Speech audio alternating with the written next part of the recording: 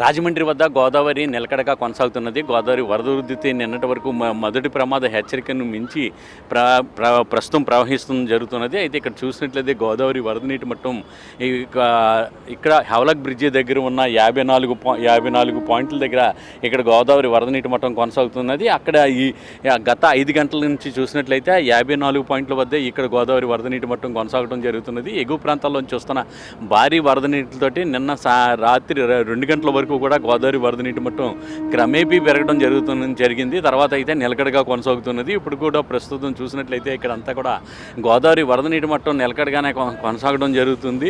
అయితే ఎగువ ప్రాంతాల్లో తగ్గుముఖం పట్టిన కారణంగా ఇక్కడ కూడా తగ్గుముఖం పట్టే అవకాశాలు అయితే ఉన్నాయి.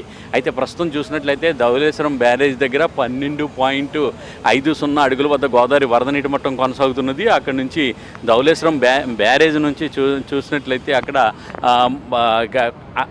నుంచి మొత్తం 10,78,000 క్యూసెక్కుల నీటిని సముద్రంలోకి విడుదల చేయడం జరుగుతున్నది. అయితే ఎగువ ప్రాంతాల్లో తగ్గుముఖం పడుతున్న కారణంగా ఇక్కడ కూడా తగ్గుముఖం పట్టవచ్చు అని చెప్పి ఇరిగేషన్ అధికారులు అంచనా వేయడం జరుగుతుంది. మరో పక్కన చూసినట్లయితే ఇక్కడ రాజమండ్రి పుష్కర్ ఘాట్లో ఉన్నాం మనం. ఈ రాజమండ్రి పుష్కర్ ఘాట్లోనే నిన్న ఇక్కడ గోదావరి వరద ఉధృతంగా ఉన్నప్పటికీ కూడా ఈ భవానీ భక్తులకు అందరికీ కూడా స్నానాలు చేయడానికి అనుమతి ఇవ్వడంతో ఇక్కడ 2 భవానీలు ఇక్కడ మునిగిపోయి గల్లందు కావడం జరిగింది. వాళ్ళ కోసం ఇప్పుడు చూసినట్లయితే ఇక్కడ ఎన్డీఆర్ఎఫ్ ఎస్డీఆర్ఎఫ్ బృందాలు వచ్చి ఇక్కడ గాలింపు చర్యలు కొనసాగుతున్నాయి.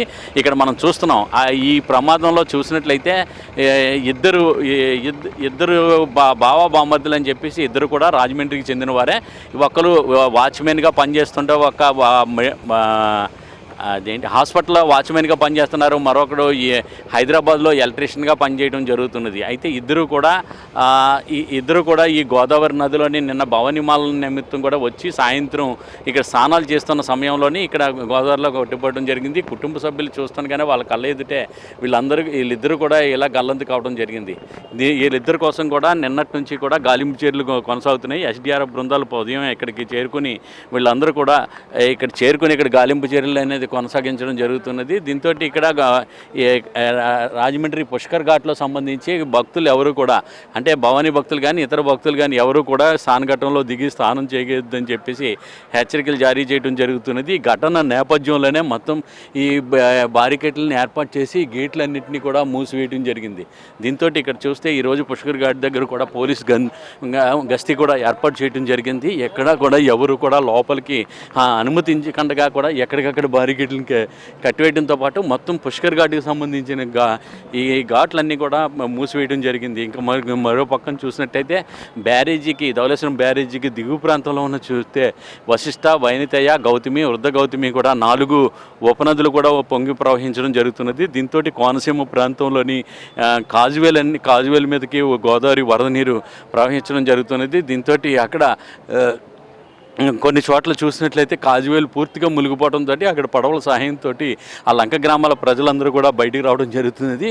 27 లంక గ్రామాల వరకు కూడా అందులోకి ఈ వరద నీటిలో చిక్కుకోవడంతో ఆ కాజువేలన్నీ మునిగిపోవడంతో మొత్తం లంక గ్రామాల్లో ఉన్న వాళ్ళందరూ కూడా పడవల సహాయంతో బయటికి రావడం జరుగుతున్నది. ఇక్కడ మనం ఎదురుగుండగా చూస్తున్నాం. ఇక్కడ బ్రిడ్జిల దగ్గర ఉన్న ఆ బ్రిడ్జి లంక ప్రాంతంలో కూడా చూసినట్లయితే ఆ బ్రిడ్జి లంకల ప్రాంతాన్ని కూడా చేరుగా గోదావరి వరద నీరు ప్రవహించడంతో అక్కడ ఉన్న ఈ లంక గ్రామాల్లో ఉన్న ప్రదేశాల్లోని ఈ మత్స్యకార కుటుంబాలన్నింటినీ కూడా పునరావాస కేంద్రాలకి తరలించడం జరిగింది.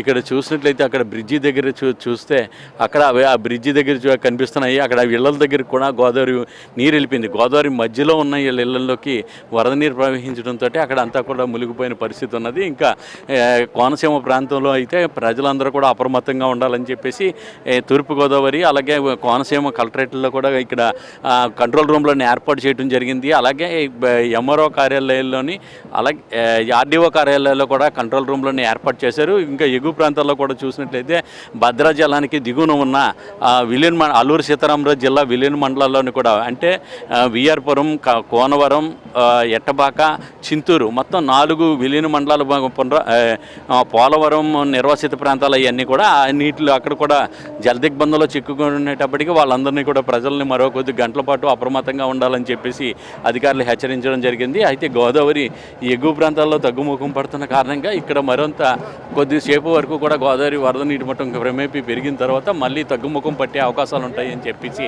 ఇరిగేషన్ అధికారులు అయితే భావించడం జరుగుతున్నది. అయితే ఇక్కడ రాజమండ్రి పుష్కర్ ఘాట్లో మట్టికి ఇద్దరు గల్లంతైన భవానీ భక్తులు ఇద్దరి కోసం మట్టికి ఇక్కడ గాలింపు చర్యలు ఇంకా కొనసాగుతున్నాయి. అయితే వాళ్ళు అంతా కూడా గాలించి గోదావరి వరద ఉధృతి ఎక్కువగా ఉన్న కారణంగా అయితే కింద వరకు కూడా ఈ ఇద్దరు కూడా కొట్టుకుని వెళ్ళిపోయి ఉండవచ్చు అని చెప్పేసి భావించి ఇక్కడ నుంచి కూడా బోట్ల సాయంతో గోదావరి దిగువ వరకు కూడా ఇంకా బ్యారేజ్ వరకు కూడా ఇక్కడ గాలింపు చర్యలు అయితే కొనసాగడం జరుగుతున్నది. కెమెరామ్యాన్ వాసుతో శ్రీనివాస్, ఎన్టీవీ, రాజమండ్రి.